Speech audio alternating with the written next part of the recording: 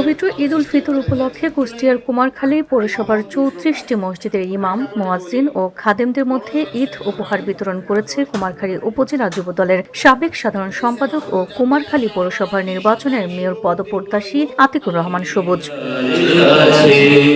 শনিবার দুপুরে কুমারখালী সাংবাদিক কাঙ্গাল হরিনাথ স্মৃতি জাদুঘরের হলরুমে আয়োজিত অনুষ্ঠানে পৌরসভার ৩৪টি মসজিদের ৮৭ জন অসচ্ছল ইমাম, মুয়াজ্জিন ও খাদেমদের হাতে নগদ অর্থ ও ঈদ উপহার তুলে দেন অনুষ্ঠানে আগত অতিথিবৃন্দরা।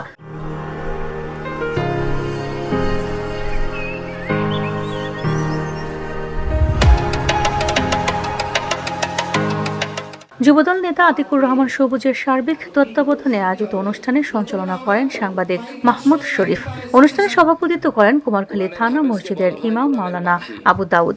প্রধান অতিথি হিসেবে উপস্থিত ছিলেন কবি, সাহিত্যিক ও নাট্যকার লিটন আব্বাস। এ সময় অন্যান্যদের মধ্যে উপস্থিত ছিলেন পৌরসভার বিভিন্ন মসজিদের ইমাম, মুয়াজ্জিন ও খতিবগণ। এ বিষয়ে উক্ত অনুষ্ঠানের আয়োজক আতিকুর রহমান সবুজ বলেন, ঈদকে সামনে রেখে আমাদের এই উদ্যোগে যদি ইমামদের মুখে সামান্য হাসি ফোটে, তাতেই আমাদের নিজেদের সফল মনে করব।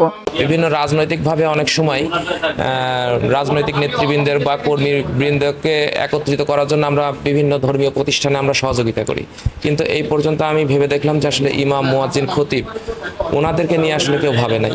যেমন ঈদ আসে, ওনারা সামান্য কিছু টাকা সরকারিভাবে ভাতা পায়, তো ওনাদের পাশে যদি সামান্য প্রয়াস আমরা যদি একসাথে হয়ে কিছু করতে পারি, সেই জন্য আমি সেই চিন্তা থেকে মনে করলাম যে এখন থেকে আমরা বিভিন্ন ধর্মীয় প্রতিষ্ঠানে যেরকম সহায়তা করি, ঠিক ইমাম, মুয়াজ্জিন এবং খতিবদের প্রতিটা ধর্মীয় আমাদের ঈদের উৎসবে হোক আর যে কোনো কিছুতে হোক, তাদের অসুখ বিসুখে হোক, আমি তাদের পাশে থাকার চেষ্টা করবো। এটা আমার ব্যক্তিগত অনুভূতি থেকেই আমি এই কাজটা করেছি।